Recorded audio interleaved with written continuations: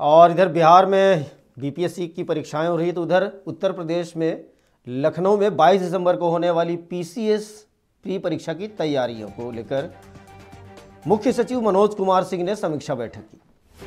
अपर मुख्य सचिव गृह दीपक कुमार, यूपीएसटीएफ चीफ समेत कई अधिकारी इसमें मौजूद रहे।